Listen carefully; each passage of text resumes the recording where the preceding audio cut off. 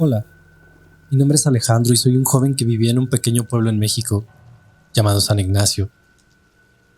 La tranquilidad de nuestra comunidad se veía perturbada por una oscura leyenda que rondaba por los rincones más oscuros del lugar. Se decía que en los bosques cercanos había un grupo de brujas que realizaba rituales macabros y conjuros malignos. Siempre me había sentido atraído por lo desconocido, y esa curiosidad me llevó a aventurarme una noche en los bosques de San Ignacio. Armado tan solo con una linterna, caminaba entre los árboles, emocionado por descubrir la verdad detrás de aquellas leyendas. Mientras avanzaba, escuché susurros en el viento y vislumbré destellos de luz entre las ramas. Me acuerdo que mi corazón latía con fuerza mientras seguía aquel rastro hasta llegar a un claro oculto en medio del bosque. En el centro del claro, me encontré con un grupo de personas vestidas con túnicas negras y capuchas. Estaban inmersos en una ceremonia aterradora. Recitaban palabras como en un antiguo idioma. Realizaban movimientos con sus manos. Todo era muy extraño. Estaba a punto de retroceder, pero mi curiosidad me mantenía clavado en aquel lugar. Fue cuando de pronto, los ojos de uno de los brujos se posaron en mí. Una sonrisa maliciosa se dibujó en su cara, mientras el resto de los brujos se acercaban, comenzando a rodearme en un círculo. El líder de la secta, conocido como la Hechicera Suprema, se adelantó hacia mí y susurró con una voz siniestra. Has entrado a nuestro dominio, muchacho. Ahora te convertirás en parte de nuestro legado. Un escalofrío recorrió mi espalda mientras sentía un dolor punzante en mi pecho. Todo se volvió borroso y perdí el conocimiento. Cuando desperté, me encontraba en mi habitación, empapado en sudor y con una sensación de opresión en el pecho. Pensé que había sido una pesadilla, pero al mirarme al espejo, descubrí una extraña marca en mi piel. Un tatuaje en forma de pentagrama.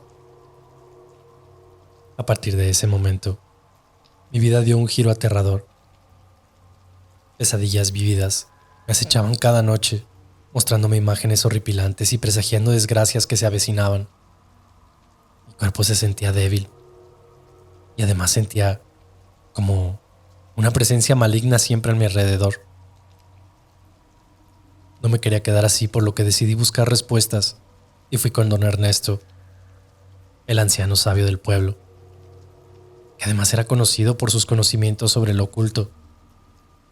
Al ver el tatuaje en mi piel, su rostro se puso serio y me advirtió que había sido víctima de un conjuro de brujería. Don Ernesto también me explicó que las brujas del bosque buscaban reclutar nuevos miembros para sus siniestros propósitos. Me advirtió que aquel tatuaje era una marca de pertenencia y que estaba destinado a convertirme en un canal para su magia oscura. Pero decidido a librarme de esta maldición, don Ernesto me instruyó en el arte de la protección y el contrahechizo. Al menos yo pensé que eso estaba aprendiendo. Juntos fuimos al bosque, con la intención de enfrentar a las brujas, para romper aquel conjuro. Nos adentramos en lo profundo del bosque, guiados por los conocimientos de don Ernesto. Encontramos aquel claro, donde había presenciado la ceremonia, y preparamos un círculo de protección, dispuestos a enfrentar a aquellas brujas. A medida que realizábamos nuestros rituales, las brujas comenzaron a manifestarse, lanzando conjuros y maldiciones. Pero estábamos decididos a resistir, luchando contra aquello, con toda la luz y la devoción del mundo. En medio de aquella confusión, una figura inesperada apareció entre las brujas. Era una monja. Tenía el rostro desfigurado y los ojos vacíos de vida. Gritaba en un idioma desconocido, y su cuerpo se contorsionaba de manera antinatural. Con mucho miedo nos dimos cuenta de que la monja había sido poseída por un espíritu maligno, el cual había sido invocado por aquellas brujas. La maldad que habitaba en ella era más poderosa de lo que habíamos imaginado. Don Ernesto y yo unimos nuestras fuerzas luchando contra las brujas y el espíritu maligno que había tomado el control de la monja. Nuestro objetivo era librarla y romper el dominio de las brujas sobre el pueblo. Pero en lo que yo diría una batalla épica, enfrentamos su furia y el espíritu maligno. Nuestro valor y nuestra determinación eran la única esperanza de liberación. Después de rezos y muchos rituales que hacía don Ernesto, finalmente con un último esfuerzo, logramos derrotar a las brujas y expulsar aquel espíritu maligno de la monja. Aquel bosque se llenó de un silencio profundo, interrumpido solo por nuestra respiración agitada. San Ignacio quedó libre de la oscuridad que había acechado sus tierras durante tanto tiempo. Don Ernesto me agradeció por mi valentía y me aseguró que la marca en mi piel se iba a desaparecer con el tiempo. Aunque la pesadilla había llegado a su fin, siempre llevaré conmigo la memoria de ese oscuro episodio y el conocimiento de que el mal puede acechar en los lugares más inesperados. Tras la intensa batalla contra las brujas y el espíritu maligno que poseía la monja, el pueblo de San Ignacio se sumió en un estado de asombro y gratitud hacia don Ernesto y hacia mí. Aquella noticia de nuestra victoria se extendió rápidamente por todo el lugar y los habitantes comenzaron a reconocer la importancia de enfrentar el mal que había prevalecido durante todos esos años. Sin embargo, a pesar de haber liberado a la monja de la posesión y haber derrotado a las brujas, una sensación persistente de inquietud seguía presente en el pueblo. La sombra de la brujería todavía se cernía sobre nosotros, y muchos se preguntaban si alguna vez estaríamos verdaderamente libres de su influencia. Decididos a desentrañar el origen y las raíces más profundas de la brujería en San Ignacio, don Ernesto y yo comenzamos a investigar las historias y las leyendas transmitidas a través de las generaciones. Nos sumergimos en libros antiguos, consultamos a ancianos sabios y buscamos la guía de quienes habían lidiado con la brujería en el pasado. Poco a poco fue que logramos reconstruir la historia oscura de la brujería en San Ignacio. Descubrimos que en el siglo XVII, una poderosa bruja conocida como Elena había gobernado sobre el pueblo y sus alrededores. Ella había establecido una secta de brujos y brujas que se dedicaban a la adoración del diablo y a la práctica de la magia negra. Con esta revelación, comprendimos que la brujería en San Ignacio estaba arraigada en el pasado y que las acciones de Elena y su secta aún tenían impacto en el presente. Nos dimos cuenta de que debíamos encontrar la tumba de Elena, realizar un ritual para purificar y liberar al pueblo de su influencia maligna. Guiados por la información de un anciano sabio, nos adentramos en las profundidades del bosque en busca del lugar de descanso final de Elena, la bruja. Y fue después de horas de búsqueda que encontramos una antigua cripta que estaba escondida bajo un viejo roble retorcido. Al ingresar en ella, nos encontramos con un escenario macabro. El aire estaba cargado de una presencia oscura. El olor a podredumbre y muerte nos golpeó con fuerza. Nos preparamos para enfrentar a lo desconocido y comenzamos a realizar el ritual de purificación. Aquella cripta tembló, y lo hacía a medida que los espíritus inquietos se manifestaban ante nosotros. Murmullos siniestros llenaron el aire.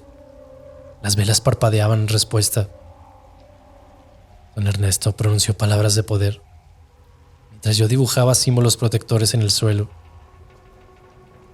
De repente una figura sombría emergió de la oscuridad. Era el espíritu de Elena de la Cruz, la bruja que había sido la fuente de tanto sufrimiento en San Ignacio. Su rostro retorcido por la malicia y el odio se alzó ante nosotros. Aquella voz resonó en nuestras mentes, amenazando con vengarse por nuestras acciones. Sin embargo, estábamos decididos a poner fin a su reinado de terror. Invocamos a la luz, al poder divino, y le enfrentamos con coraje y determinación. Mientras ese espíritu se contorsionaba y se retorcía, fuimos viendo cómo al final, con un grito ensordecedor, el espíritu de Elena de la Cruz se desvaneció en la nada. Un silencio sobrecogedor llenó la cripta. Supimos que habíamos triunfado. La brujería en San Ignacio finalmente había sido erradicada La paz y la tranquilidad comenzaron a restaurarse en el pueblo. Con el tiempo, el pueblo de San Ignacio comenzó a sanar. Aquella influencia de brujería se desvaneció. Las heridas del pasado comenzaron a cicatrizar. Don Ernesto y yo nos convertimos en guardianes de la historia y las enseñanzas que habíamos obtenido de nuestra lucha con la brujería. Hoy en día, San Ignacio es un lugar de paz y armonía. Sin embargo, la historia de la brujería sigue viva en las mentes y corazones de sus habitantes. Nos aseguramos que las nuevas generaciones conozcan y respeten las lecciones aprendidas para que nunca más se permita que la oscuridad gobierne sobre nuestras vidas. Ya estoy viejo y estuve encargado de la parroquia por tantos años que perdí la cuenta. Tengo miedo de cuando muera. Todo aquello que hicimos por librar de la brujería vaya a regresar.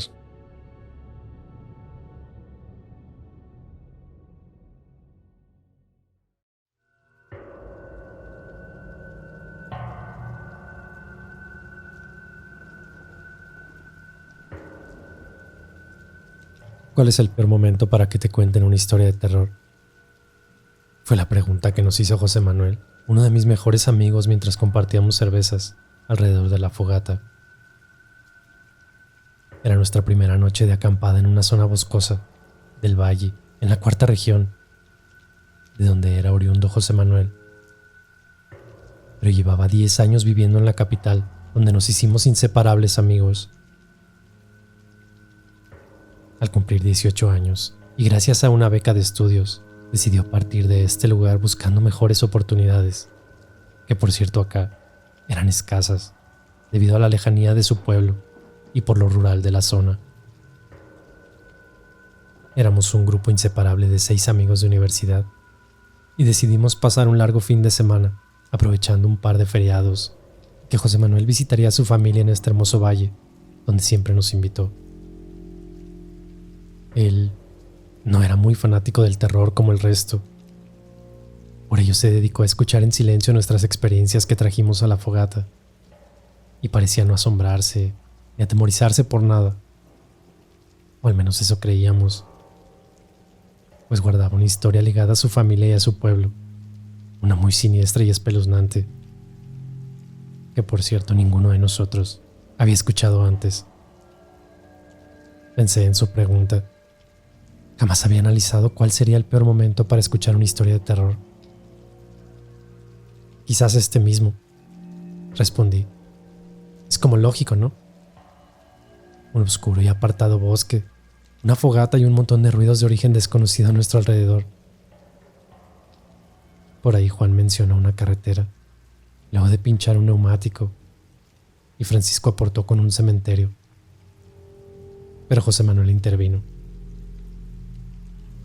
No pregunté por un lugar, sino en qué momento o situación, dijo sin despegar la vista de la fogata. Cruzamos miradas y nos encogimos de brazos algo inquietos por la seriedad con la que José Manuel se estaba tomando su pregunta. Algo nos tenía que contar. ¿Han escuchado hablar del velorio del angelito?, preguntó. Y todos al unísono respondimos que no. Y luego de un silencio incómodo dijo: un velorio. Ese es un horrible momento para escuchar una historia de terror. Más aún si lo que te cuentan guarda relación con el momento. Nadie intervino. Estábamos más bien expectantes de lo que iba a salir de su boca, y creo todos en nuestras mentes pensábamos: ¿a quién rayos se le ocurriría contar una experiencia de terror en pleno velorio? Lo que les voy a contar es algo muy horrendo, una tradición completamente oscura y siniestra, de la que está prohibido hablar. Nadie por estos lados quiere recordar la escabrosa tradición, y con el paso del tiempo la han sepultado junto con cada persona de aquella época que vivió para contarlo. Actualmente pocos guardan la historia. Lamentablemente, mi padre es uno de ellos. Él fue quien tuvo que oírla mientras se desarrollaba un velorio, una historia siniestra y escalofriante de horror. 12 años tenía mi padre cuando ocurrió el año de 1975, y una terrible desgracia golpeó a la familia. El hijo menor de una de sus tías, de tan solo 4 añitos, había fallecido, producto de una horrenda enfermedad pulmonar con la que nació. La familia era longeva, con decirles que su abuelo, el patriarca de la familia, estaba próximo a cumplir 100 años y su esposa 95. Razón por la cual mi padre nunca había estado en un velorio hasta ese momento. No entendiendo mucho de las celebraciones post-mortem, era algo completamente nuevo para él. Por ello deambulaba en aquellos días, algo confundido y ajeno a la desgracia, jugando con una pelota de trapo por las calles, en compañía de primos y otros pequeños del pueblo. El infante era velado en su casa, y casi todo el pueblo participaba bien atendido por nuestra familia, causando curiosidad en mi padre, al no entender si se trataba de una celebración o de un trágico velorio. Había comida y bebida.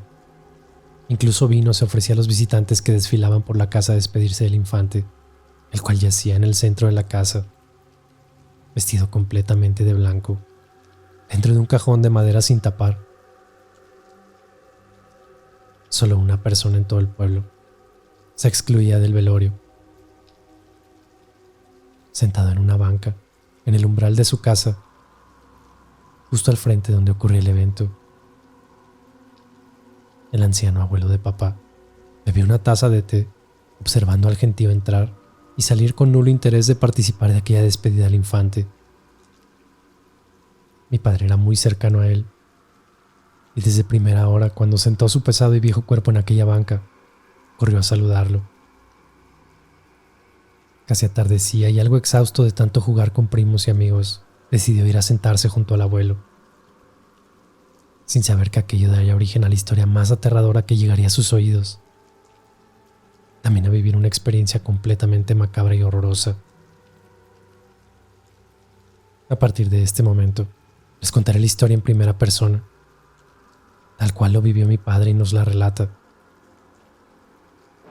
Luego agarró su botella y bebió hasta la última gota de cerveza antes de comenzar. Tragué saliva, pero tenía la garganta seca. Bebí un largo sorbo de cerveza y me acomodé cerca del fuego a escuchar aquel intrigante relato que nos traía José Manuel. Todos aguardábamos en silencio. Él era una persona sumamente divertida, y por ello era raro verlo tan serio. Claramente lo que traía a nuestros oídos debía ser algo muy serio y horrible. En esta especie de introducción había quedado claro. Pablo le puso más madera a la hoguera. La noche avanzaba y con ello el frío. José Manuel comenzó su relato como si hubiese sido el mismo papá quien nos la contaba. Me senté junto al abuelo, completamente sucio y cansado de tanto jugar aquella tarde. Me observó un momento y con sus arrugadas manos me zamarreó la cabeza llena de tierra, regalándome una sonrisa. ¿Por qué no estás en el velorio, abuelo?, le pregunté curioso. Había estado todo el día sentado y solo entró a comer cuando la abuela le sirvió el almuerzo. Me observó unos segundos con rostro serio y luego volvió la mirada hacia el frente, hacia la casa donde velaban al pequeño, la que había estado vigilando desde el umbral. ¿De verdad quieres saberlo?, me devolvió la pregunta, a lo cual asentí con la cabeza. Si bien a su edad estaba más cuerdo que nunca, lo que me contaría rayaba en la locura, o al menos para mí. Jamás entendí los motivos de llenarle la cabeza a un muchacho de 12 años, con una historia completamente delirante y macabra. Miró a sus espaldas para asegurarse de que no estuviera la abuela cerca. Luego llevó su índice a la boca, dándome a entender el hermetismo con que debía tratar lo que me contaría. Ellos vendrán por la noche. No solo esta, sino todas las noches mientras no sepulten a esa criatura. Vendrán a buscar su alma para evitar que lo exhiban como un objeto de trofeo. En este lugar le hacían cosas malas a los niños cuando morían. Aquí se esconde una oscura tradición, que si bien hace ya casi un siglo dejó de realizarse, ellos no lo saben. Por eso cada vez que muere un niño, Vienen por su alma. La muerte y el dolor los llama. Deambulan por el pueblo espantando a la gente y arrebatándole el alma del fallecido a los vivos. En ocasiones incluso intentan llevarse el cadáver. ¿Ellos quiénes, abuelo? ¿A quién te refieres? Le pregunté completamente asustado. Los niños sin ojos. Todos y cada uno de los niños que han muerto en este polvoriento pueblo. Me respondió. Antiguamente, cuando un menor de 7 años fallecía, se tenía la creencia de que era un ángel que iría directamente al cielo, instaurando la aberrante tradición de celebrar su muerte mediante fiestas casi paganas para el pueblo, en donde exhibían el cadáver del pequeño encima de una mesa o de un altar, vistiéndolo completamente de blanco, llenándolo de adornos e incluso acomodándolos erguidos como si estuvieran vivos, para después realizar tétricas sesiones de fotografía post-mortem. Y a veces también los paseaban por las calles. La tradición se llamaba el velorio del angelito y prohibía a su familia llorar su muerte, ya que podía interferir con su ida al cielo. Era tan macabro aquello que, de ser requerido por padrinos o familiares cercanos, los cadáveres eran trasladados a otros hogares donde permanecían días y semanas mientras durante la celebración. Era algo totalmente aberrante e incomprensible, calificado como una herejía por la iglesia. Y había incluso familias acomodadas que pagaban a los padres enormes sumas de dinero para arrendar a los angelitos, con tal de tenerlos un día en sus hogares, con el motivo de las celebraciones. Luego de semanas, eran enterrados con una extrema putrefacción, debiendo incluso descoyuntar sus huesos en ocasiones para poder meter sus pequeños cuerpos en el ataúd. Comida y alcohol en exceso, todo eso había en estas celebraciones. A causa de las borracheras, muchas veces olvidaban a los angelitos, causando horrendos incendios al voltear o descuidar las veladoras donde los cuerpos de infantes prácticamente encontraban una segunda muerte. Así fue como una horrible epidemia de sarampión que azotó al pueblo. Hubo un velorio que duró varias semanas despidiendo a media docena de angelitos que murieron a causa de la peste. El mismo velorio se realizó en un local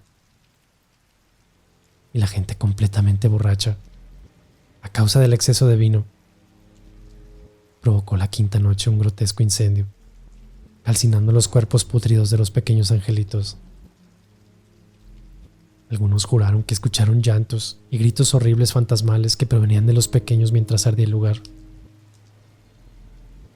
Después de aquel horrendo episodio, muchos pobladores comenzaron a reportar apariciones espectrales de los angelitos, causando histeria colectiva y el arrepentimiento a este tipo de prácticas. Hubo quienes aseguraban que los angelitos ya no eran tal, que se habían convertido en niños malignos cargados de odio y dolor y que buscaban vengarse de sus segundas muertes. Todo cambió desde aquel momento. Cuando fallecían menores, culpaban a los angelitos. Los entierros comenzaron a realizarse de inmediato, sin ser velados, sin siquiera un responso. De lo contrario, ellos vendrían por la noche a reclamar el alma del pequeño fallecido, asegurándose de que nunca más fuera utilizado en aquellas horribles prácticas. El abuelo hizo una pequeña pausa, quitó sus lentes y restregó sus cansados ojos. Algo de tristeza y melancolía lo embargaron, y luego prosiguió con su relato. Recuerdo cuando una madre recorrió con horror el pueblo durante 2 días, buscando el cadáver de su pequeño hijo que velaba en casa. No alcanzó a vivir 1 año cuando la muerte vino por él. La mujer despertó a la mañana siguiente de su fallecimiento y simplemente el pequeño ya no estaba en su ataúd. Algunos dicen que alguien o que su propio padre robó el cadáver para enterrarlo rápidamente, evitando con ello la maldición y las apariciones fantasmales. Sin embargo, la mayoría piensa que fueron ellos, niños quemados sin ojos, que ellos fueron los responsables. Aquella triste y desoladora noche caminaron entre nosotros, dejando una estela pútrida de carne quemada, la cual duró hasta el amanecer.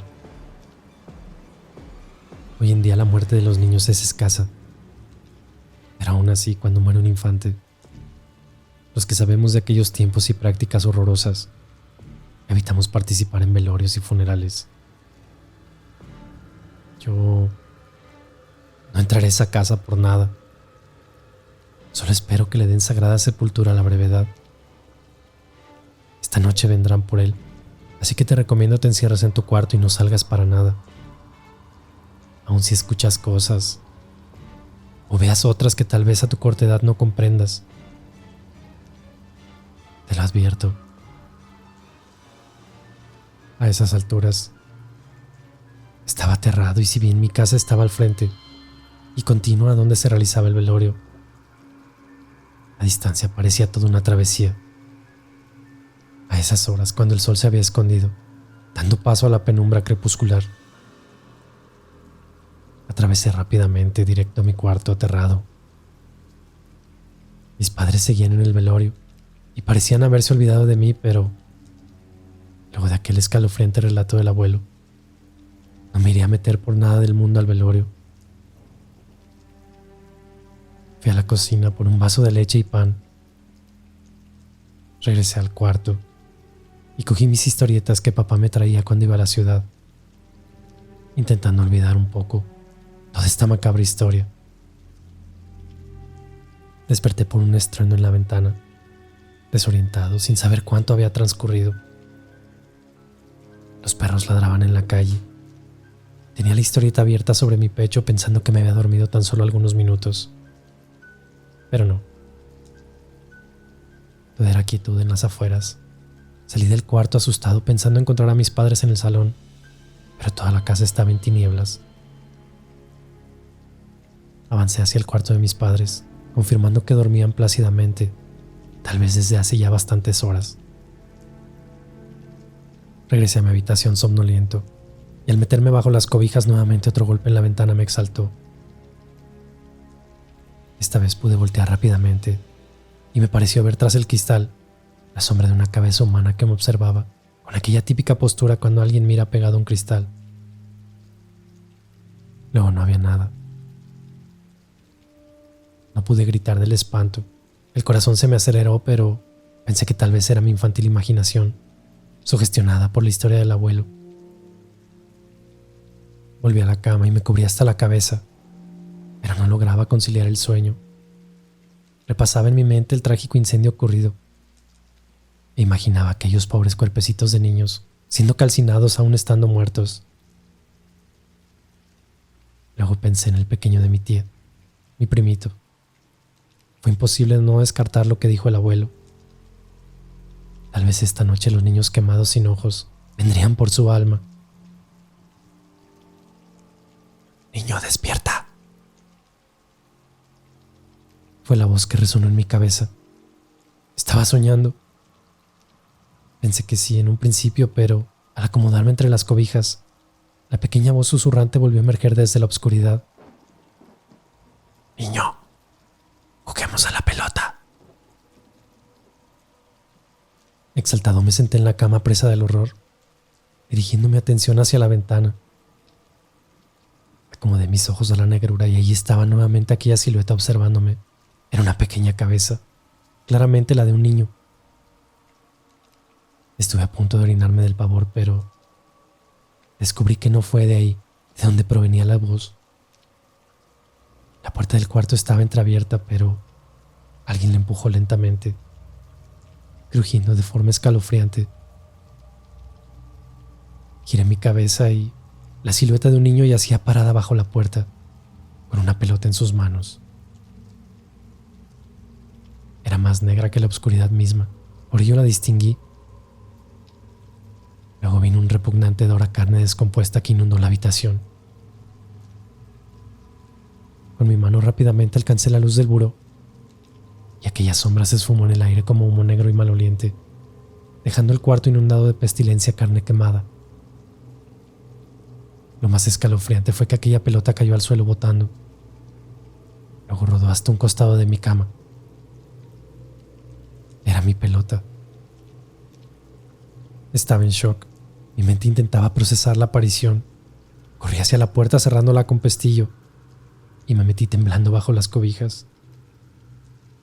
Solo mis ojos sobresalían, con la mirada fija hacia la ventana, pero debido a la luz del cuarto, no podía saber si aquella sombra seguía observándome tras el cristal.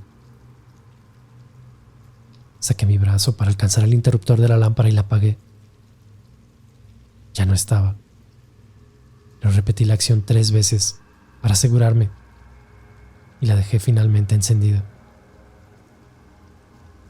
Tenía mucho sueño, pero no podía dormir.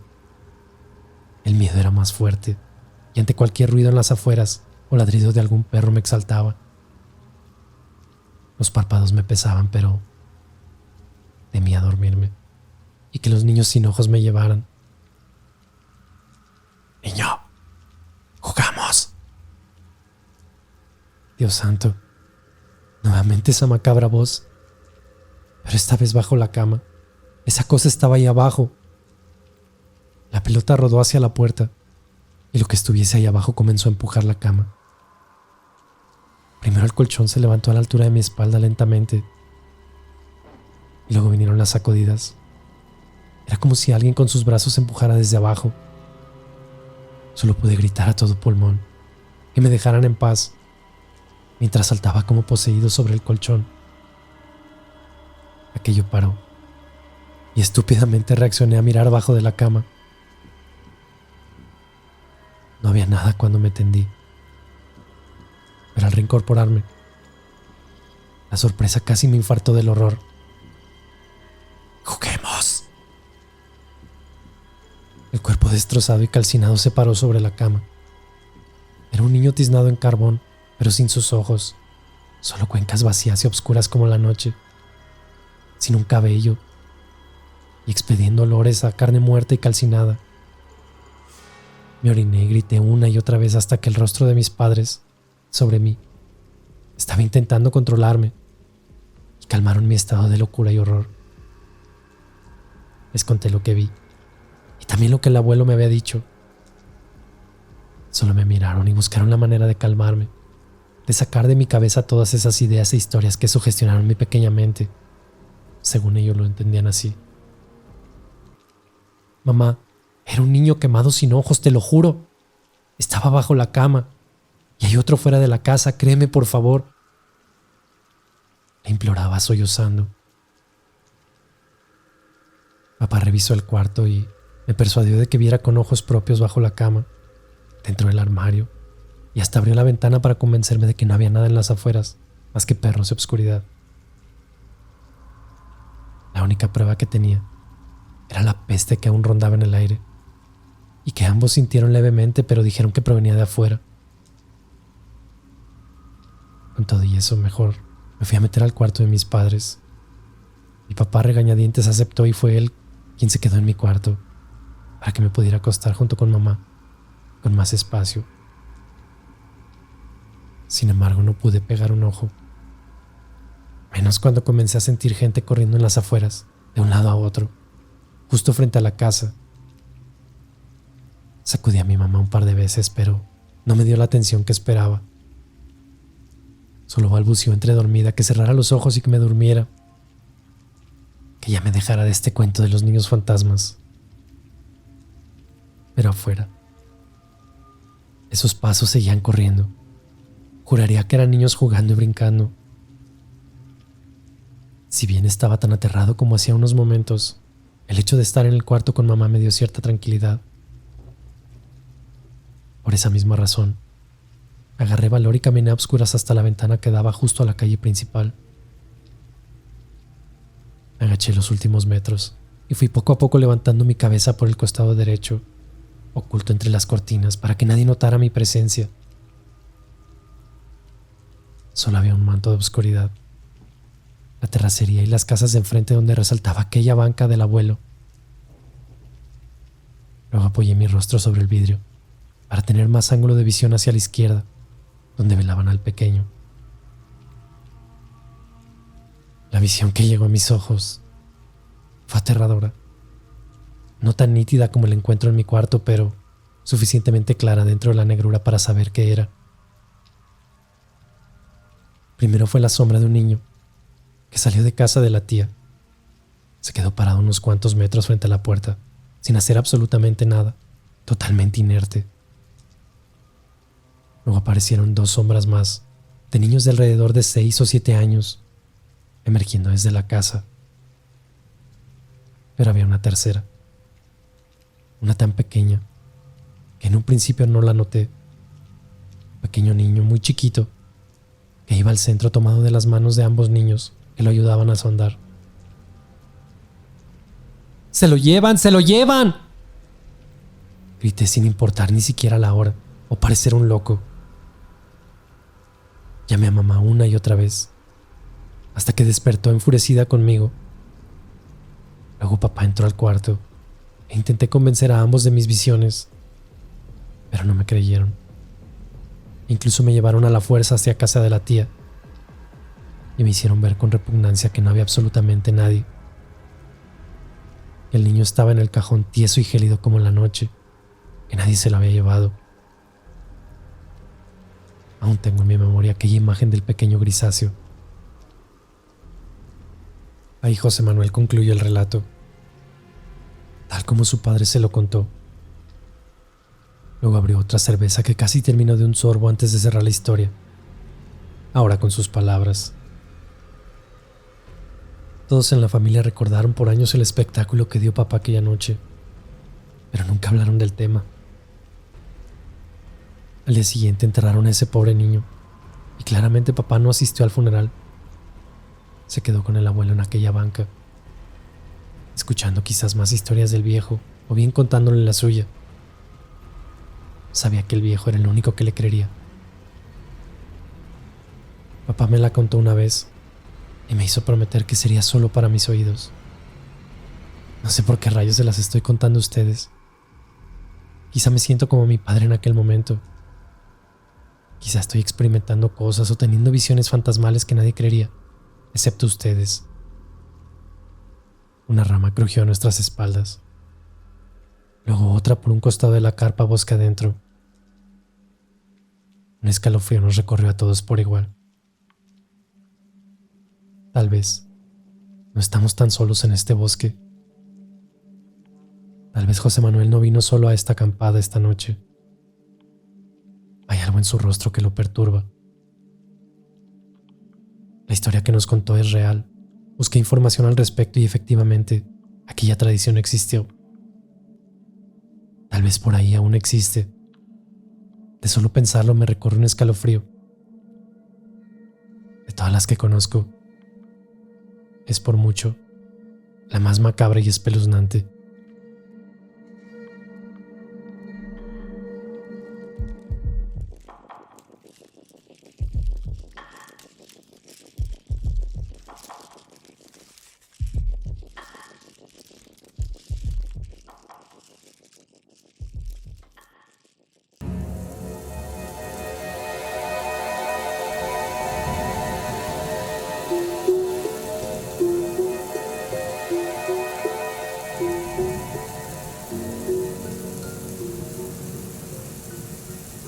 Dicen que cuando deseas algo demasiado y te concentras en ello, existe la posibilidad de que pueda cumplirse.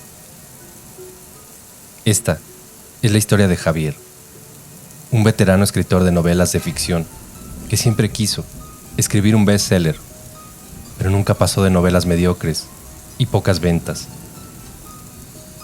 Su fracaso como escritor era inminente. Con solo pocos ingresos y gracias a una columna que escribía para un periódico local, el escritor apenas salía a flote con los gastos del mes. Empeñado en escribir algo que cambiaría su vida, decidió dar un giro al género que escribía. No más novelas. Ahora me dedicaré a escribir cosas que despierten la curiosidad de la gente. Me enfocaré en el miedo. El escritor nunca había hecho algo relacionado al terror, así que no sabía ni por dónde comenzar. Viudo y sin familia, había perdido con la muerte de su mujer la fe en Dios. Una noche en casa, cuando por fin, después de 3 cigarros y una barata botella de ron encima, se sentó frente a su computadora, decidido a empezar la mejor novela de terror que pudo imaginar.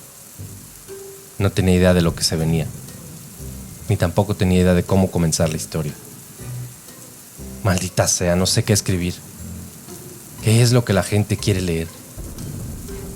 Encendió otro cigarro, y después de 2 hondas caladas, entre el humo, llegó la inspiración. Su casa era pequeña y la computadora estaba frente a una ventana que daba al jardín de los vecinos. Esos vecinos que no a todos gustan. Ruidosos, sucios, groseros, y que nadie en la cuadra los quería. Voy a escribir sobre la muerte de esos malditos vecinos que ya me tienen harto.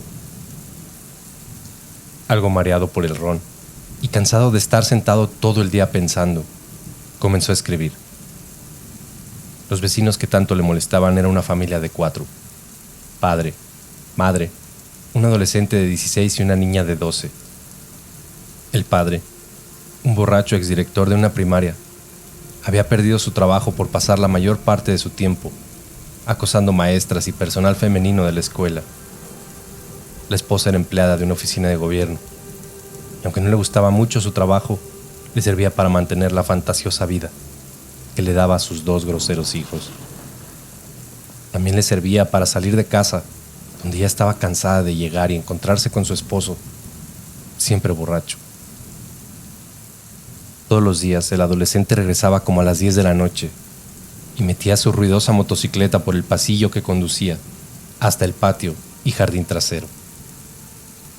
Como si tratara de ser molesto a propósito con su vecino, cada que pasaba por la ventana, metía el acelerador a fondo, causando la obvia molestia del escritor. Por si fuera poco, tenían un perro que todas las noches se la pasaba ladrando. El señor de la casa, siempre borracho, salía a gritarle al perro que se callara, y en ocasiones hasta le aventaba las botellas medio vacías de cerveza al pobre animal, quien no hacía más que incrementar los ladridos. Esto era casi todos los días. Y para acabarla, todos los viernes por la noche tenían reuniones sociales en el jardín, que de domingo a jueves era una peste por las heces del perro que nunca recogían. Cada viernes, como reloj, a las 10 de la noche, los amigos comenzaban a llegar. Música de banda a todo volumen hasta altas horas de la noche, y en repetidas ocasiones, con actos de bronca entre los invitados. En más de una ocasión, Javier llamó a la policía para mandar callar a sus vecinos escandalosos. Desgraciadamente, siempre que llegaban, terminaban tomándose una cervecita con el profe, que tenía algunos conocidos en la fuerza policial, y les prometía bajarle un poquito al ruido. Con todo esto en mente, Javier se puso a escribir la muerte del profe en una de sus borracheras. La muerte se llevaría a cabo en uno de sus viernes sociales, y algo de lo que escribió decía más o menos así: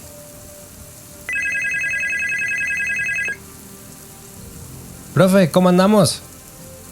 ¿Qué pasó, flaco? Ya listo y esperándolos para que vengan a echarse unos tragos a la casa. Híjole, profe, es que fíjese que me cayó un compadre aquí en la casa de visita y pues no voy a poder ir.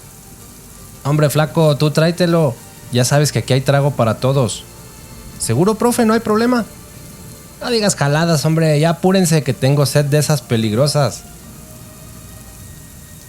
Ni 5 minutos después de las 10 de la noche ya habían llegado el flaco y su compadre. A los pocos minutos llegaron los amigos de siempre.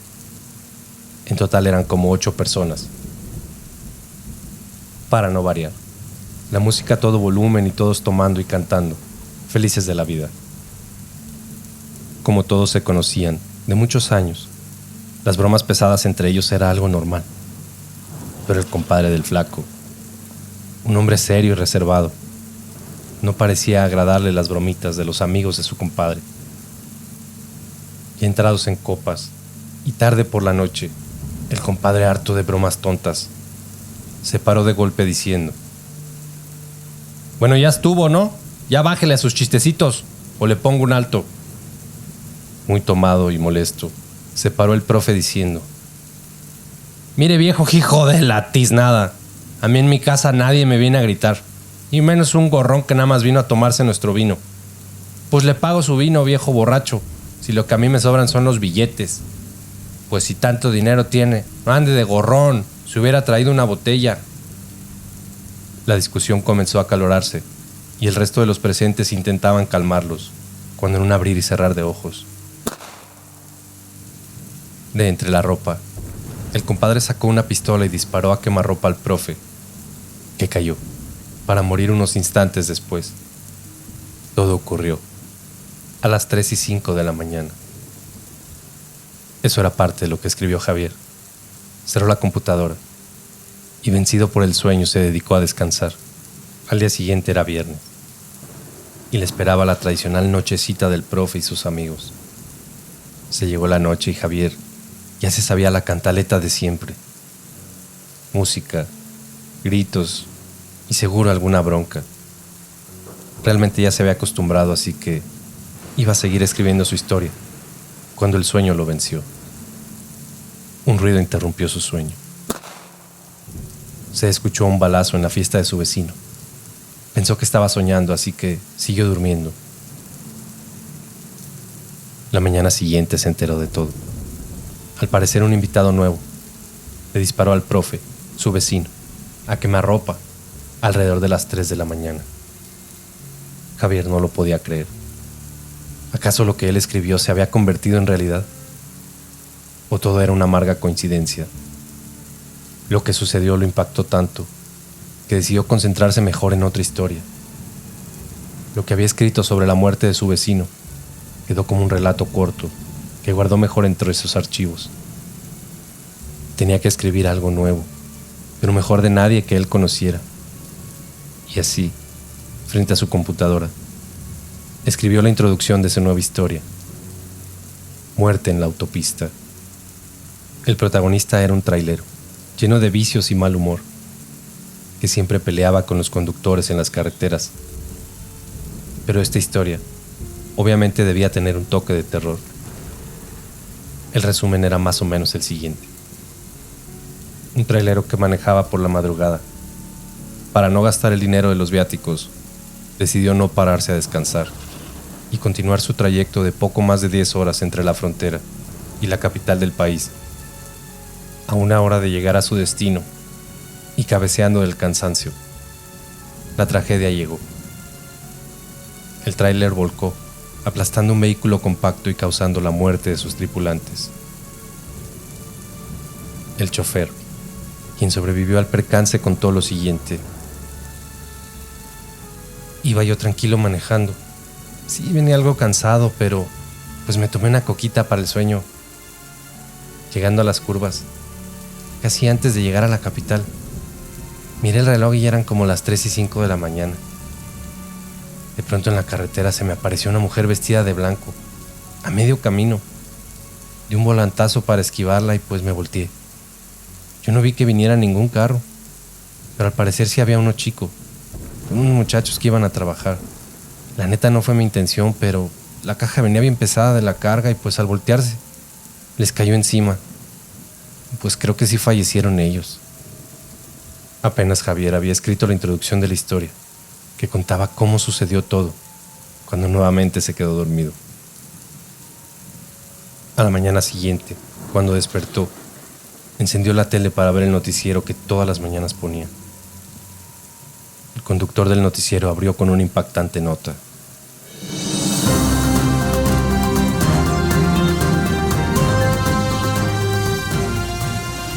esta madrugada, a unos kilómetros de la capital, un trágico accidente termina con la vida de 3 empleados de una fábrica. La causa: un trailero que asegura que vio un fantasma a medio camino y volteó su unidad. Javier no podía creerlo. Eso ya no era una coincidencia. 2 historias, 2 muertes. En la madre, ¿qué está pasando? Todo lo que escribo sucede. No puede ser, ni que fuera yo profeta. Javier escribió ese día 6 historias más. Todas involucraron misteriosas muertes en todo tipo de escenarios.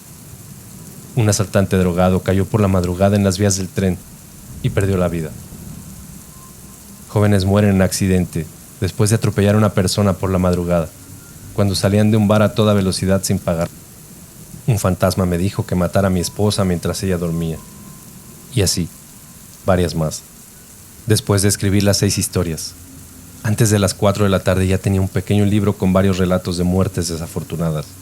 Sin dejar pasar más rato, envió el archivo a su editor, quien las leyó inmediatamente para comentarle: Javier, ya leí lo que me mandaste, y pues no se parece nada a lo que siempre escribes, pero están muy buenas tus historias. Ya se viene la Noche de Muertos y yo creo que lo alcanzamos a publicar, y pues vemos cómo le va. El escritor, contento por la noticia, no comentó nada sobre las primeras 2 historias, que se habían vuelto realidad. Es más, la siguiente semana se evitó el noticiero y cualquier periódico para no enterarse si es que alguna de las otras historias que había escrito pudieron suceder. Se hizo una primera impresión con pocos ejemplares de su libro. Utilizó el seudónimo El Escritor de Calaveras. El libro voló de las estanterías y en poco tiempo la fortuna nuevamente le sonreía al escritor. La llamada del editorial no tardó en llegar. Señor Javier, queremos que nos escriba más historias. A la gente le encanta su libro y hay quienes lo llaman el profeta. Ah, caray, ¿y eso? Pues al parecer varias de las historias que escribió terminaron sucediendo, y pues la gente lo notó. ¿Que usted no se había dado cuenta? No, la verdad no. Honestamente no veo mucho los noticieros, para no distraer la mente. Obviamente era una mentira, pero no iba a contar la razón real de por qué no veía las noticias. Escribió entonces su segundo libro, que se convirtió en el libro más vendido del país. Javier estaba viviendo la plenitud de su carrera y jamás mencionó nada sobre sus historias. Pero la verdad es que todo lo que escribía se convertía en realidad. Sobre todo porque en sus historias, todos aquellos que morían tenían algo oscuro en sus vidas. Una noche de regreso a casa, Javier decidió comprar en la tienda una botella de ron. Obviamente ya no compraría del barato. Ya podía pagarse la mejor botella de la tienda. Cuando estaba pagando, un asaltante entró a la tienda y en menos de 3 minutos le quitaron su dinero, su teléfono y de paso le dieron un golpe con la cacha de la pistola. Furioso y después de levantar su denuncia, llegó a casa para escribir una historia. Narraría la violenta muerte de un asaltante de tiendas. Si todo lo que escribo sucede, entonces hoy te mueres, raterito desgraciado. Sentado frente a su computadora, en la misma ventana de siempre, se disponía a escribir cuando de pronto... Ah, caray. ¿Quién es? Nadie respondió. Ah, que la canción. Abrió la puerta de golpe y ahí estaba él. Hola Javier, ¿cómo estás? ¿Y tú quién eres? ¿Cómo que quién soy? ¿En verdad no te acuerdas de mí? ¿No? Si trabajas para mí, Javiercito, ¿cómo que no me reconoces? De la mirada del alto y delgado señor, solo brillaron los ojos, en color rojo. Soy el patrón y el que decide a quién me llevo. Tú no dices quién se muere, Javier. Soy yo. La persona le puso la mano en la frente al escritor. Y en un instante, todo estaba en su mente. Tras la muerte de la esposa de Javier, y con la fe por los suelos, el escritor una noche llegó a casa, cansado y deprimido. Tomó una botella de ron, con diversas pastillas que se encontró en la casa, y esto lo terminó matando. Al morir, un demonio lo recibió preguntándole qué hubiera querido hacer antes de morir. Javier le contó su anhelo de escribir el libro más vendido del país. Así es. Javier era el escritor del diablo.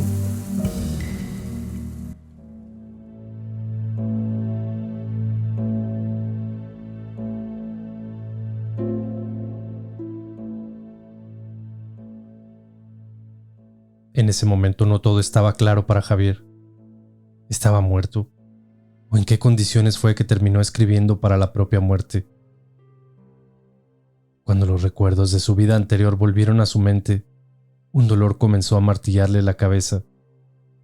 ¿Cómo era posible que yo me hiciera eso? No solo fui tan cobarde como para quitarme la vida, también fui tan estúpido como para hacer un pacto con el demonio.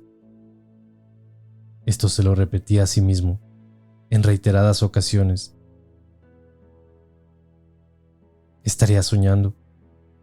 ¿Realmente tocaron a mi puerta? ¿Y si todo es mi propia imaginación? Tal vez sea el estrés por el asalto lo que puso imágenes en mi cabeza. Ojalá hubiera sido eso. Esa noche, el escritor cayó rendido en su cama después de darle vueltas a lo que había sucedido, esperando a que la mañana siguiente todo quedara atrás. Los siguientes días, el famoso escritor redactó al menos un par de historias del mismo tipo a los que tenía acostumbrados a sus lectores.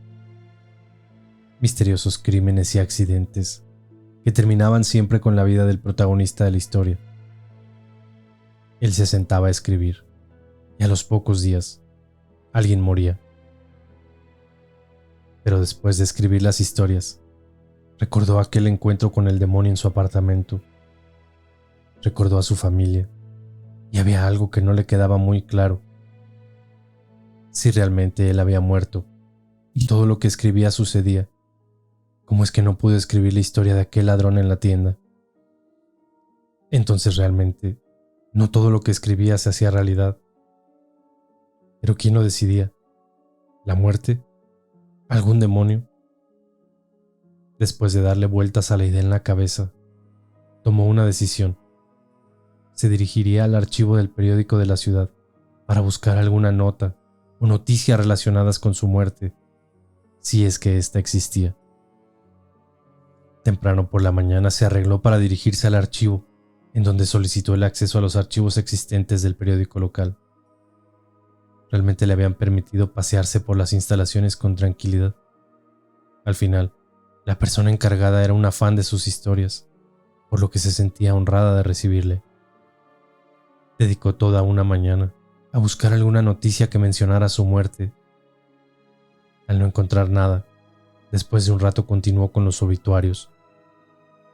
Con tristeza encontró aquel que mencionaba la muerte de su esposa, lo que instantáneamente le trajo recuerdos a la cabeza. Después de limpiarse un par de lágrimas, continuó buscando. Al pasar todo el día, tratando de encontrar algo que mencionara su muerte, y teniendo un montón de papeles sobre un escritorio improvisado que había hecho con cajas de archivos del lugar, decidió rendirse. No había encontrado nada, pero había un pequeño papel que había sido traspapelado y estaba al fondo del desorden que tenía. Mientras se encontraba recogiendo, al final de todos los archivos se encontró con un pequeño recorte del periódico. Estaba algo arrugado, pero claramente se podía leer la nota. Columnista sobrevive tras sobredosis de fármacos. ¿Qué? Pero, entonces si no morí, ¿quién tocó a mi puerta la otra noche? ¿Cuándo hice el supuesto pacto con ese demonio? Todo era un misterio para el veterano escritor. Ya no sabía si el estrés le había jugado una mala pasada o realmente un demonio lo había visitado. Solo había una forma de aclararlo todo. Javier escribiría con lujo de detalle la historia de su muerte. Y con esto pensaba en aclarar dos cosas. Realmente lo que escribía sucedía. Y la otra sería si realmente un demonio manipulaba todo esto. Debía ser muy cuidadoso con los detalles de su muerte. Debía tener un plan de respaldo para que realmente no muriera en la historia en caso de que ésta se convirtiera en realidad.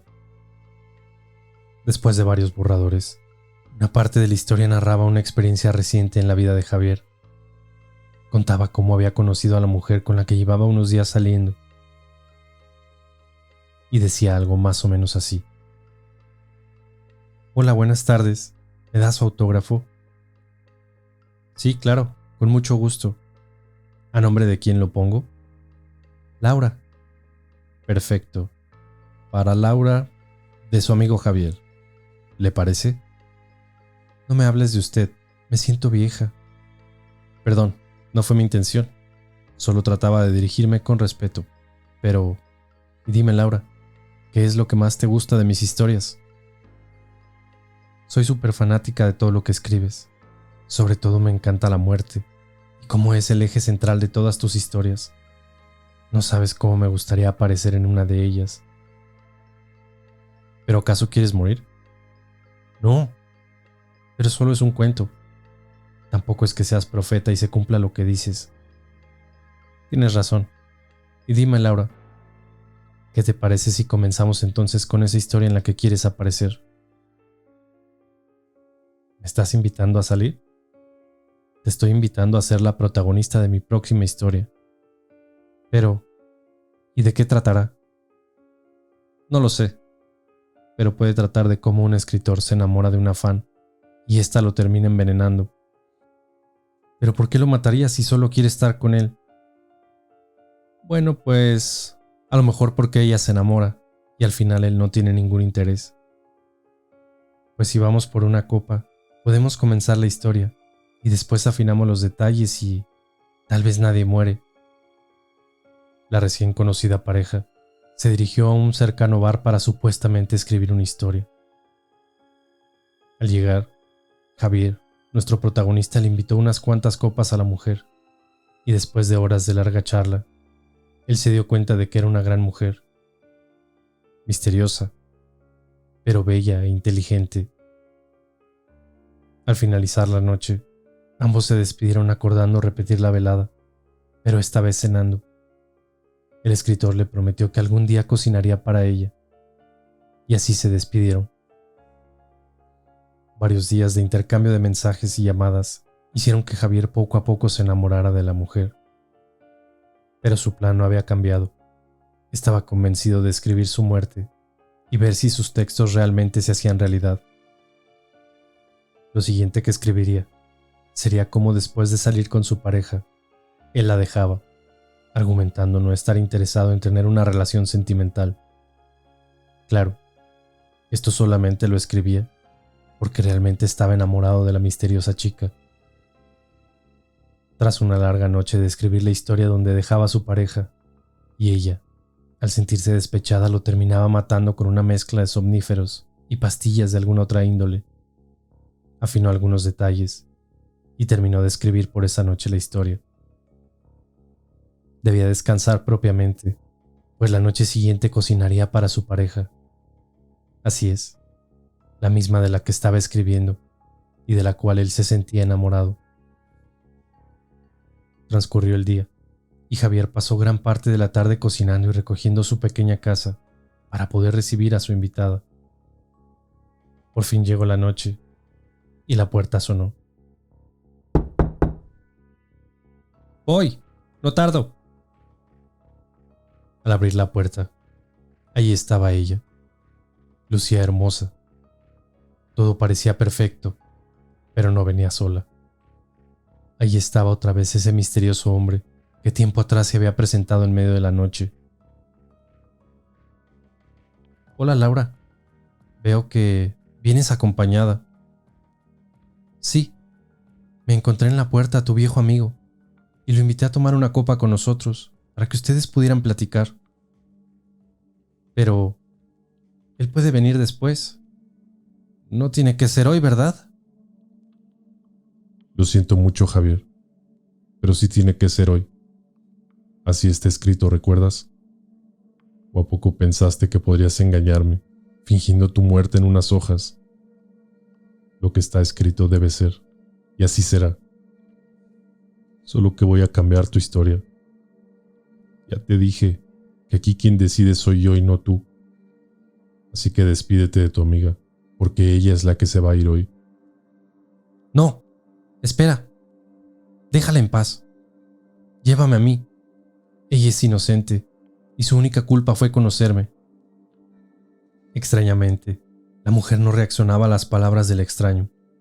Pareciera que sabía algo más, pero no decía nada. De pronto, con un chasquido de dedos, El extraño personaje que pareciera ser un demonio quiso arrebatarle la vida al escritor, pero para su sorpresa, nada sucedió. Y fue cuando él lo interrumpió. ¿No entiendes? No me puedes llevar. Acabo de sacrificar mi vida por la de ella. Así está escrito, y así debe ser. Tampoco te la puedes llevar a ella. Ella es inocente y nunca hizo tratos contigo. Extrañado el personaje, no sabía cómo todo esto había sucedido.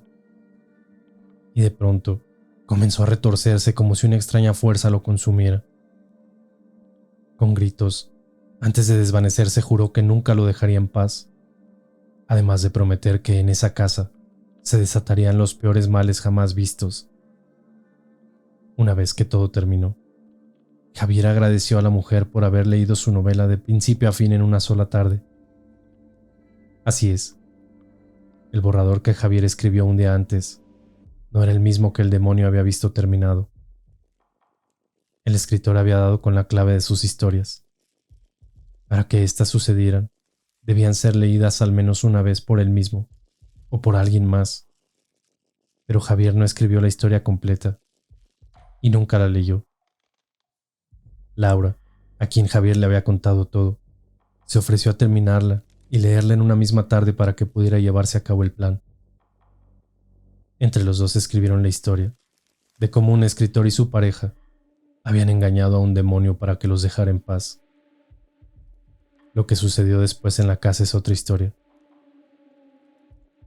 Exactamente 7 días después del suceso, la pareja amaneció muerta. Pero esa es otra historia.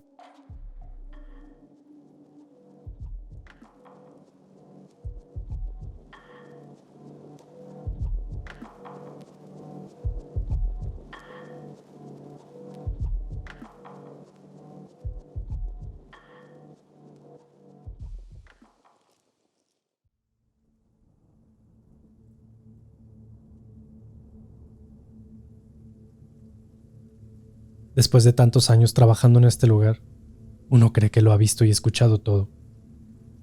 No es fácil ser el encargado de un hospital psiquiátrico.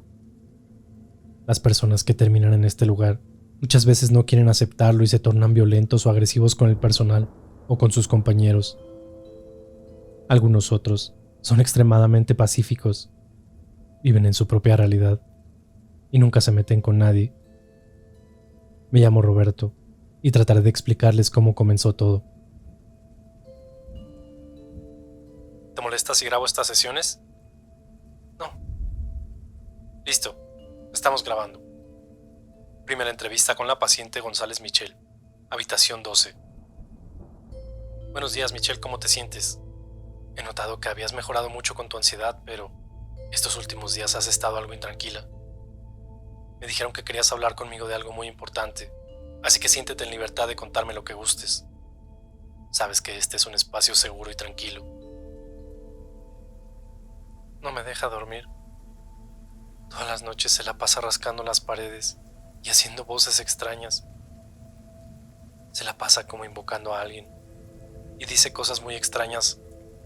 A veces me da mucho miedo porque lo escucho como si estuviera en mi habitación. Luego no me puedo dormir. Y eso me tiene muy alterada. Ok, Michelle, entiendo, pero ¿de quién hablas? En la habitación a tu lado, la número 11, está una señora algo grande, doña Marta. Ella es muy tranquila. No, ella no. El del otro lado. Michelle, la habitación 13 se encuentra vacía desde hace mucho tiempo. Quedamos en que no ibas a inventar historias nuevamente. Pero yo lo escucho. Todas las noches se escuchan voces desde esa habitación. No lo estoy imaginando, porque nadie me cree. Tranquila. Intenta descansar un rato y más tarde seguimos platicando. Los días en este lugar son muy largos. Convivir con tantas personas, con su mente atormentada, es muy duro. Y muchas veces pareciera que eres uno más de ellos. A veces quisiera salir corriendo de este lugar y quedarme en casa con mi familia. pero alguien tiene que hacer el trabajo y yo elegí esta profesión. Desde que yo era niño, convivir con una persona con desórdenes mentales era complicado. Mi madre en muchas ocasiones tenía ataques de pánico y ansiedad.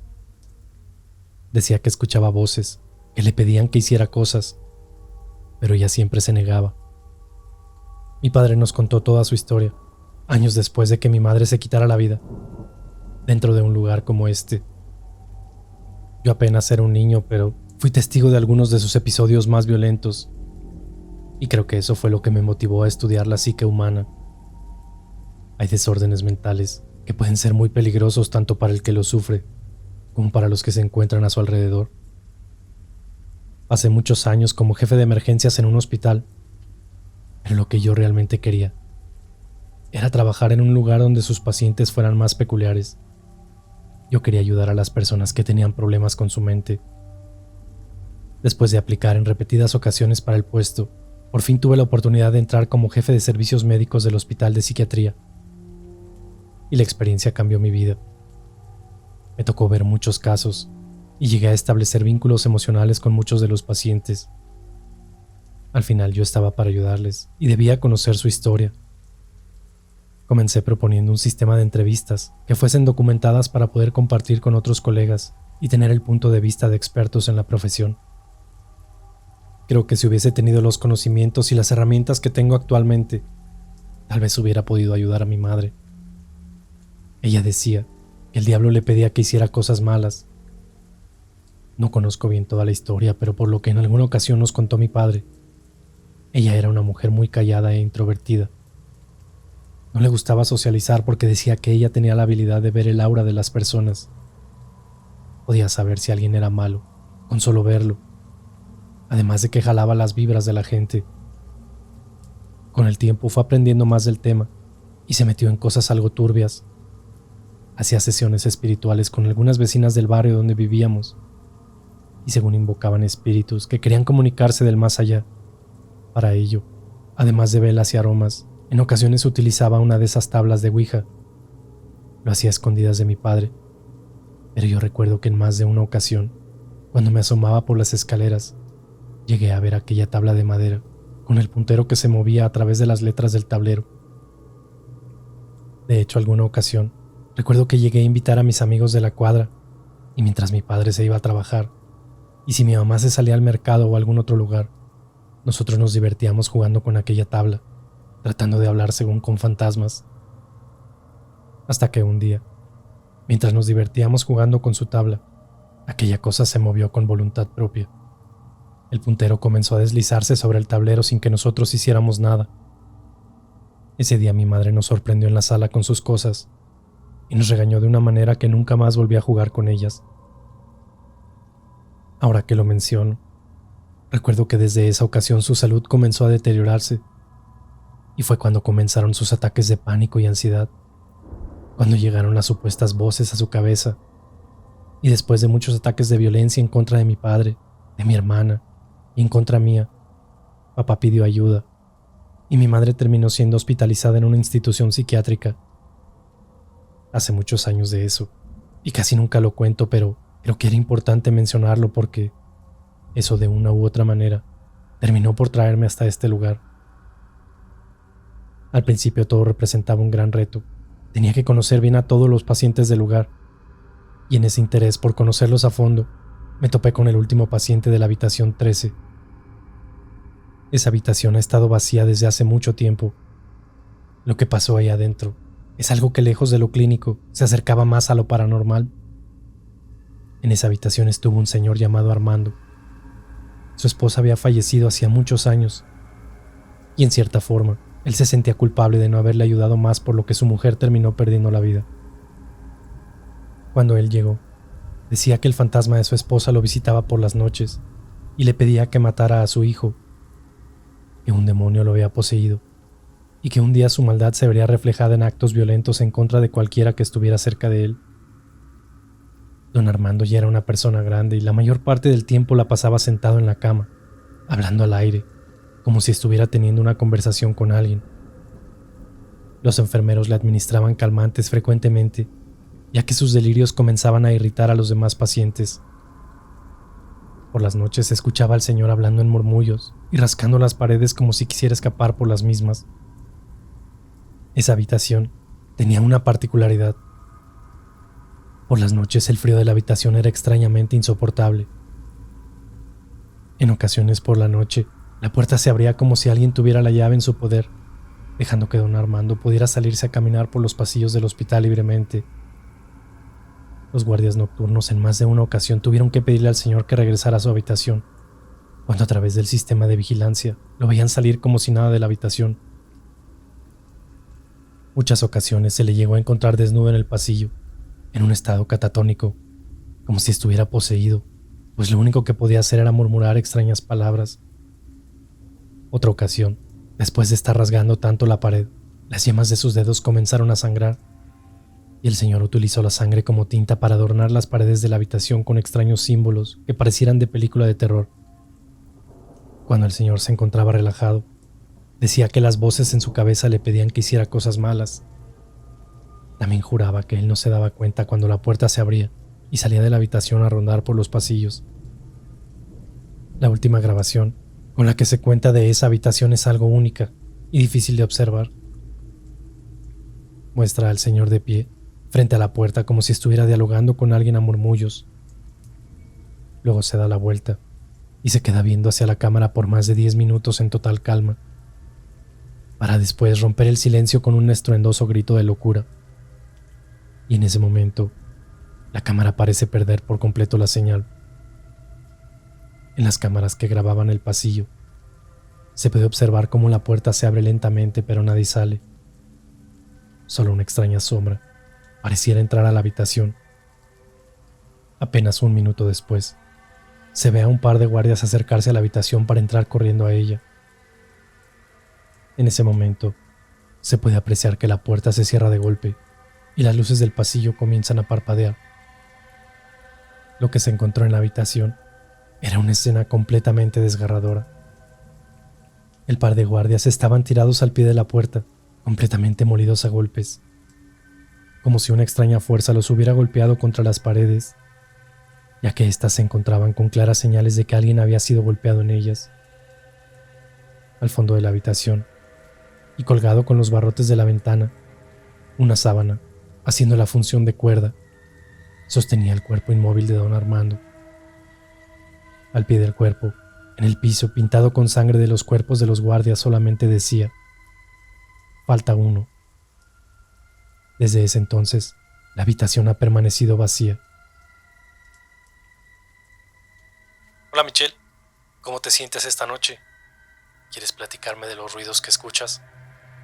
¿Sigues escuchando a tu vecino? No me haga nada, por favor. Le juro que yo no diré que él era su padre. ¿Tú cómo sabes quién era mi padre? Eso nadie lo sabe.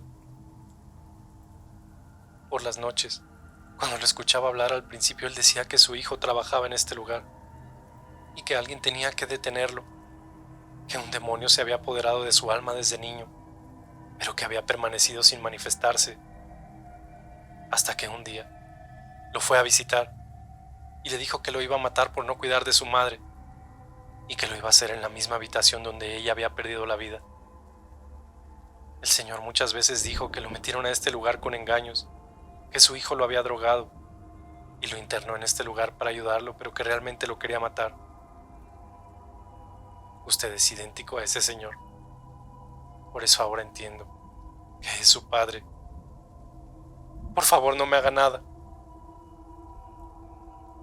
Ojalá hubiese podido ayudar a don Armando. El pobre decía que en su habitación una fuerza maligna lo acechaba, y la voz de su esposa era lo único que lo mantenía a veces en calma. Pobre hombre, terminó quitándose la vida de una manera muy extraña. ¿Con quién hablas, Roberto? ¿Te encuentras bien? ¿Qué son todos esos símbolos en la pared? ¿Cómo te cortaste la mano? Con Michelle, la paciente del cuarto 12. Roberto, Michelle ya no está con nosotros. ¿No recuerdas lo que le hiciste? Yo no hice nada. Déjenme salir de aquí. ¿Por qué me encierran? Enfermero, necesito calmantes para el paciente de la habitación número 13, el hijo de don Armando, el doctor Roberto.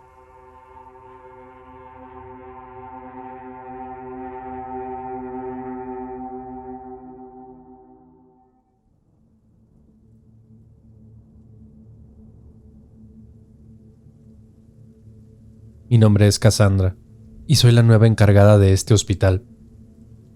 Por falta de personal, llegué a este lugar, aunque debo confesar que no es un trabajo que sea de mi agrado o que yo haya deseado, pero las circunstancias me trajeron hasta aquí. La persona que estaba en mi puesto sufrió un colapso nervioso y después de un espantoso acto, terminó siendo internado en este mismo lugar.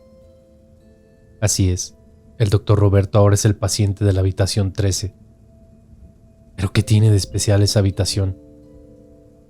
Fue la primera pregunta que hice al llegar a este lugar, cuando me advirtieron de no pasar mucho tiempo en ese cuarto.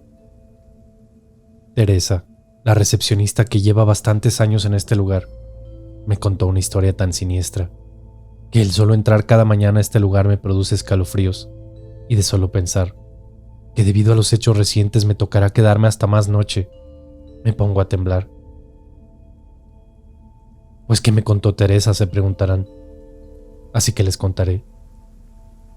El hospital es un edificio ya algo viejo, y la verdad desconozco cuántos años lleva en pie, pero deben ser bastantes, ya que el escaso presupuesto con el que se cuenta de vez en cuando deja ver algunos defectos en la tubería y en las instalaciones eléctricas. Nada que no pueda repararse con facilidad. Sin embargo, el pasado de este lugar es lo que me preocupó. Al parecer, por lo que me contó aquella mujer, este lugar no siempre fue un hospital. Hace muchos años, aquí era una prisión, y así lo fue por al menos 50 años, hasta que en una ocasión, por alguna circunstancia que nadie supo, el lugar fue consumido por un incendio. Una vez que terminó el fuego, decenas de cadáveres adornaban los cuartos de este lugar. ¿Se imaginan el sufrimiento y la agonía que pasaron aquellas almas arrasadas por el fuego? Está de más explicarles la cantidad de historias paranormales que se cuentan de este lugar, todas relacionadas con almas en pena de gente que en vida se dedicaba a cometer los crímenes más atroces y que en su muerte no tuvo un descanso apropiado. Supuestamente, y por lo que cuentan del lugar, la mayoría de los cuerpos nunca fueron reclamados y fueron enterrados aquí mismo. Algunos dicen que en lo que hoy en día es un patio, y otros más cuentan que inclusive hay cuerpos entre las propias paredes. Los pocos registros y archivos de aquella época que alcanzaron a salvarse antes de ser consumidos por el incendio permanecen en una pequeña bodega en el sótano del edificio.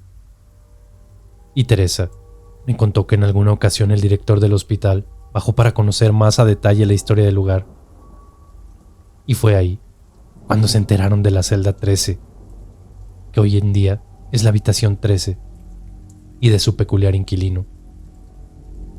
En la celda estuvo encerrada una persona que se le acusaba de herejía, oscurantismo y prácticas de rituales. En pocas palabras, algo así como un brujo o chamán. Aquel personaje se decía inocente de todas las acusaciones, pero, para la época, todo recurso de apelación a su encierro era descartado por la iglesia, quien fue la que lo acusó y se encargó de que lo encerraran. En ese entonces coincidió que la celda disponible era la número 13, que para muchos el propio número es sinónimo de superstición, pero era algo que en aquel entonces no tomaron en cuenta. Según la señora Teresa, y digo según porque no comentó la fuente y solo se basó en supuestos y en el típico dicen. Ella dijo que se decía que al reo le torturaban todos los días por sus creencias y prácticas. Era tanto lo que le hacían, que supuestamente en algún momento, en un pacto satánico, le ofreció su alma al diablo con tal de vengarse de aquellos que le torturaban y de quienes lo habían encerrado en este lugar. Mientras él realizaba el supuesto ritual, fue cuando el edificio ardió en llamas, cobrando la vida de muchas otras personas, que en cierta manera quedaron atadas al ritual cometido por el reo aquel. Después de aquel incendio, el edificio fue restaurado y convertido en hospital psiquiátrico, y en un principio era atendido por algunas hermanas de un convento y por algunos cuantos médicos. Pero la cantidad de energía negativa acumulada en el lugar terminó dejando encerrados en este lugar a muchos de quienes aquí laboraban, quienes terminaban perdiendo la cabeza por las supuestas apariciones, ruidos y voces que por las noches transformaban este lugar en un siniestro espacio lleno de maldad. Con el paso del tiempo, la actividad paranormal al parecer fue disminuyendo hasta el grado de pasar desapercibida, o simplemente los empleados, y sobre todo los de seguridad que permanecen por las noches, solo hacían caso omiso de cualquier situación extraña, adjudicando cualquier situación con defectos en instalaciones eléctricas o cosas por el estilo. Después de escuchar toda esa historia, no sabía ni cómo reaccionar, aunque aún me quedaba la duda de qué más había pasado en la habitación número 13, o por qué debía cuidarme de entrar en ella.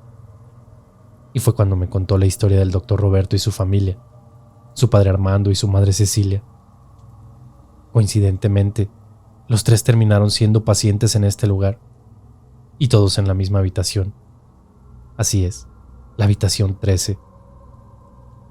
Al parecer, la señora trabajó un tiempo como enfermera en este lugar, pero después decidió cambiar de oficio y se dedicó al esoterismo, las limpias y las sesiones espiritistas. Según la señora Teresa, ella conoció a doña Cecilia cuando trabajó como enfermera en este lugar y le tocaba cubrir el turno nocturno. Una mujer tranquila, introvertida y muy callada. Siempre por las mañanas, cuando era el cambio de turno, platicaban algunos minutos antes de que doña Cecilia se fuera a su casa. Y fue ahí cuando le contaba que por las noches el hospital se convertía en un lugar tenebroso y lleno de cosas extrañas. Le platicó que precisamente de aquella habitación por las noches un frío inusual salía por la puerta y que extraños murmullos y voces podían escucharse. Tiempo después la señora renunció y se dedicó a sus otras cosas, hasta que un día regresó, pero esta vez no como empleada, sino como paciente. A mí me tocó ver todo, me dijo Teresa. Doña Cecilia hablaba sola, decía que el diablo le pedía que hiciera cosas malas. Su esposo pocas ocasiones la visitaba hasta que dejó de hacerlo.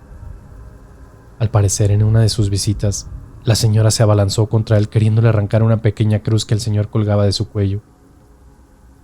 Después de eso, ella solamente empeoraba hasta que un día, después de varios eventos, ella se quitó la vida, ahorcándose con las propias sábanas de su cama. Pasó el tiempo y ya con los años, luego el doctor Roberto trajo al señor Armando, pero en ese momento nunca supimos que era su padre. En aquella ocasión solo trajo unos documentos firmados por la supuesta familia del señor, autorizando que fuera atendido por depresión y algunas otras cosas. Yo ya sabía que era el esposo de doña Cecilia, y desde un principio se me hizo muy raro, pero yo nunca conocí a su familia, y menos a la de su esposo. El señor Armando no parecía estar tan grave, pero el doctor le recetaba medicamentos muy fuertes que lo mantenían drogado la mayor parte del tiempo. Cuando lo trajo, inclusive cambiaron a la paciente del cuarto 13, una muchacha, Michelle. A ella la pasaron al cuarto de un lado, al 12, y metieron al señor en la misma habitación donde su esposa se había quitado la vida. Todo era muy raro, pero yo como recepcionista no me meto en esos temas. El problema es que con los días, el señor Armando se puso muy raro. Empezaba a hablar solo y decir que tenía que matar a su hijo, el cual trabajaba en este lugar. En las noches pasaban cosas muy extrañas. Los vigilantes contaban que de pronto la puerta del cuarto se abría sola y que el señor salía desnudo a deambular por los pasillos. Y que en otras ocasiones se la pasaba rascando las paredes y hablando solo. Inclusive una vez de tanto rascar las paredes, le comenzaron a sangrar los dedos, y con su sangre dibujó quién sabe qué cosas en las paredes. Luego, desafortunadamente, una noche, el señor mató a 2 guardias y se quitó la vida. En ese momento, ya la historia parecía toda una novela alrededor de esa habitación, y la señora Teresa me contó la última parte, el cómo había terminado el doctor Roberto encerrado en esa habitación. Al parecer, los guardias le mostraron los videos de seguridad para preguntar qué podían hacer con esa información y a quién debían enviarla, ya que el involucrado era nada más y nada menos que el director del hospital, el doctor Roberto. En los videos se mostraba al doctor entrar por las noches a 2 habitaciones muy seguido, a la 13 y posteriormente a la 12 con la señorita Michelle. Al principio pareciera que no era algo de qué preocuparse, hasta que después, poniendo más atención, los guardias notaron algo muy peculiar. A los días de entrar a la habitación, el doctor se quedaba dentro, hablando solo. Luego por momentos se quedaba parado en la puerta mirando hacia afuera, y después se giraba para quedarse mirando a la cámara de seguridad fijamente por varios minutos. Cuando le contaron eso, ella tampoco sabía a quién pudieran hablarle para pedir ayuda o pedirle que vieran los videos, ya que las autoridades siempre han tenido muy abandonado el lugar y prefieren no meterse en trámites y cosas de burocracia tratando de suplir a los encargados de este lugar. Teresa fue en varias ocasiones a platicar con la muchacha de la habitación 12, con Michelle, para preguntarle a qué iba el doctor Roberto a su habitación por las noches. Pero ella solo le decía que entraba para desearle pronta recuperación y dar las buenas noches como rutina a todos los pacientes del lugar, nada que le preocupara al principio. El problema fue cuando Teresa se puso a investigar al doctor y dio con su familia. Se enteró que tanto la señora Cecilia como el señor Armando eran sus padres, y de inmediato alertó a la muchacha de la habitación para que reportara cualquier cosa rara que notara con el doctor. La chica se mantuvo en silencio por algunos días, hasta que la conducta del doctor Roberto fue completamente inapropiada. Al parecer, un día los guardias notaron que por la mañana el doctor entró con una grabadora a la habitación de la joven, lo cual les pareció normal y de rutina, ya que él había comenzado un programa de documentación de todos los casos del hospital. Pero ese mismo día por la noche, el doctor nuevamente se apareció en las grabaciones, repitiendo aquella extraña rutina. Entró a la habitación 13 y se mantuvo mirando hacia la puerta por unos minutos, para luego girarse y mirar fijamente a la cámara de seguridad por otro par de minutos. En un instante la cámara solamente registró estática y la cámara del pasillo mostraba las luces destellando.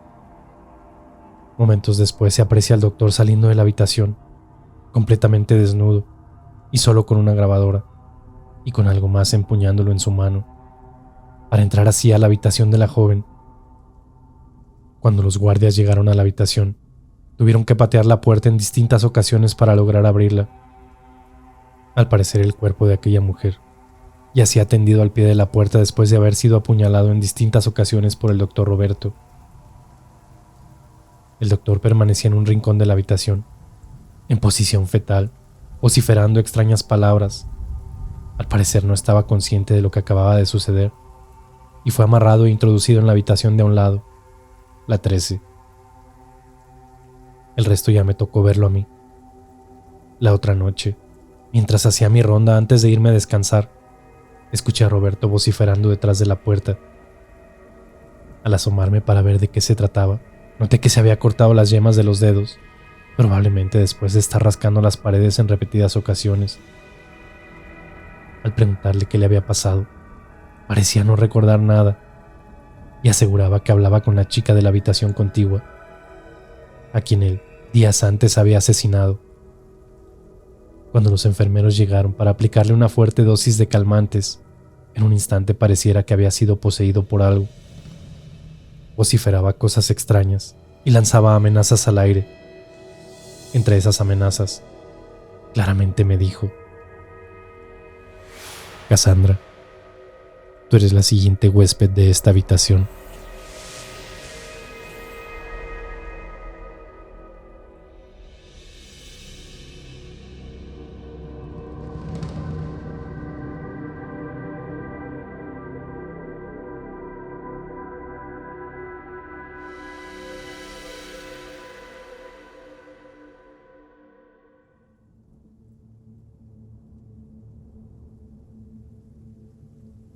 Este lugar no es seguro. Parece que tiene vida propia. Los pasillos susurran por las noches y una extraña sensación de que hay algo en la oscuridad es inevitable. Toda la maldad parece venir de un solo lugar: esa habitación. El doctor Roberto ha muerto. Después de varios días de extrañas situaciones, su cuerpo se rindió. Los tormentos de su pasado fueron más fuertes que él mismo. Pero la forma en que se fue no se la deseo a nadie. Roberto murió en un incendio. Se me hace increíble que todos los sistemas de emergencia hayan funcionado a la perfección, evitando una catástrofe mayor, y que solamente esa habitación haya sido consumida por el fuego. Yo pude ser la víctima esa noche, pero gracias a Dios no fue así. Todo comenzó hace 3 noches. Yo no estaba aquí, Pero a la mañana siguiente los vigilantes encargados de la seguridad del lugar, al momento en que llegué a laborar, me interceptaron en el pasillo. Querían mostrarme las cámaras de seguridad de la noche anterior. En la grabación al principio, nada fuera de lo usual. La cámara mostraba a Roberto de pie frente a la puerta. Luego se giraba y dirigía su mirada hacia la cámara de vigilancia. Nada que no hubiésemos notado antes. Pero minutos después, se escucha una voz en la habitación, casi imperceptible, como si de murmullos se trataran. En cosa de segundos, una sombra se aparece en la grabación, como emergiendo de la oscuridad de la habitación. Una sombra humanoide dirige su atención hacia la cámara. Un par de segundos de estática, y al restablecerse la imagen ya no hay nada. Era algo difícil de obviar, ya que la grabación era evidencia irrefutable de que algo malo sucedía en esa habitación. Ese mismo día por la mañana decidí hacer mi ronda de evaluación de pacientes, dejando a Roberto hasta el final. Pedí que lo trasladaran al área común, para intentar hablar con él en un ambiente más relajado y fuera de esa habitación, de la cual él insistía en que no lo reubicáramos. Mirada perdida y misteriosa, se negaba a hablar y contarme lo que le sucedía por las noches, hasta que hice una pregunta que de inmediato noté que le incomodó. Roberto, ¿hablas con tu madre? Con una mirada agresiva y en un tono de notable molestia se dirigió a mí para decirme: mi madre no tiene nada que ver en esto. La culpa es de él. ¿Tu padre? No, él tampoco. La culpa es del carcelero. Esta no es ninguna cárcel, Roberto. Aquí solo habemos personas que nos preocupamos por tu salud. No me refiero a eso, doctora. ¿Me va a dejar hablar o me va a interrumpir cada que quiero decir algo? Fue entonces cuando el doctor Roberto me contó la historia de quien supuestamente lo visitaba por las noches. Este lugar está maldito, doctora. Aquí fue una cárcel. Yo mismo vi los documentos que dan fe de ello. En este lugar murieron muchas personas hace muchos años y no tuvieron la oportunidad de despedirse de sus seres queridos, ni de ser sepultados propiamente. Sus almas recorren este lugar todas las noches, y en especial, hay una quien me ha visitado por la noche y me contó lo que sucedió. El señor se llamaba Carlos, y él se dedicaba a curar a la gente con remedios caseros y herbolarios. En su época lo encarcelaron porque decían que era brujo y que estaba en contra de la iglesia, pero él todo lo había aprendido de los ancianos de su pueblo. Había un guardia que molestaba al señor todos los días, diciéndole que él era un adorador del diablo y cosas parecidas, así que casi diario lo golpeaba y lo humillaba, hasta que un día el guardia estuvo muy enfermo y el señor Carlos le ayudó a preparar un remedio para ayudarlo a sanar. Después de eso el guardia no volvió a molestar al señor. Al contrario, se hicieron amigos, pero otros guardias al notar esa amistad comenzaron a molestar a su colega, dejándolo encerrado en celdas vacías por horas o incluso escondiendo sus pertenencias. Con el tiempo, el guardia convenció a don Carlos de que le enseñara lo que él sabía, hasta que un día don Carlos estaba tan enfermo y su amigo no podía ayudarlo, así que decidió pedir otro tipo de ayuda. Aprendió de algunos otros reos y de personas fuera de este lugar a invocar a otro tipo de espíritus. Desesperado por devolver el favor a quien en algún momento había salvado su vida, alguien le comentó que podía hacer un pacto con un demonio, así que sin pensarlo, consiguió una tabla ouija. Y una noche en la celda de don Carlos, después de días intentándolo, el puntero de la tabla por fin cobró vida. Al parecer contactó con un demonio que estaba dispuesto a ayudarle esa misma noche. Al comenzar el ritual, uno de los otros guardias, aquellos que los molestaban, se percataron de lo que estaba sucediendo y entraron a la celda para interrumpir el ritual. Patearon la tabla y las veladoras que ahí se encontraban. Las velas encendieron fuego en un petate que se encontraba en el suelo, y de manera misteriosa, el fuego emitió una gran llamarada quemando a los guardias y propagando el fuego por todo el lugar. El resto es historia. La cárcel ardió en llamas dejando una estela de cuerpos calcinados por todo el lugar. Por lo que me cuenta don Carlos cuando me visita, al parecer el demonio quedó atrapado en este lugar, llenando de maldad a todos aquellos que lo invoquen. En ese momento, interrumpí la historia del doctor Roberto preguntando: ¿pero quién invocó a ese demonio? ¿No dices que debe ser invocado? Así es. Debe ser invocado para poder actuar. Pero él está pendiente de todos aquellos que pasen por la habitación 13, la misma donde fue la celda que inició todo. ¿Pero entonces quién lo invocó?, le pregunté en ese momento. Mi madre fue quien lo propició, pero al parecer yo lo invoqué. Mi madre lo escuchó por primera vez en este lugar. Al parecer ella escuchó voces que le decían cosas malas, y como ella no hizo caso, de alguna manera quedó convencida de que debía aprender todo sobre limpias, sesiones espiritistas y esas cosas. Ella llevó una tabla Ouija a casa, supuestamente para contactar a los familiares de las personas que iban a pedirle ayuda. La tabla pareciera que funcionaba, pero no eran los familiares de las personas quienes se ponían en contacto. Era aquel demonio que de alguna manera se pegó a mi madre y contestaba en la tabla, esperando a que alguien lo invocara. Y ahí es donde entro yo. Cuando era niño, en alguna ocasión invité a mis amigos a casa y mientras mis padres no estaban, decidimos hurgar entre las cosas de mamá y encontramos su tabla.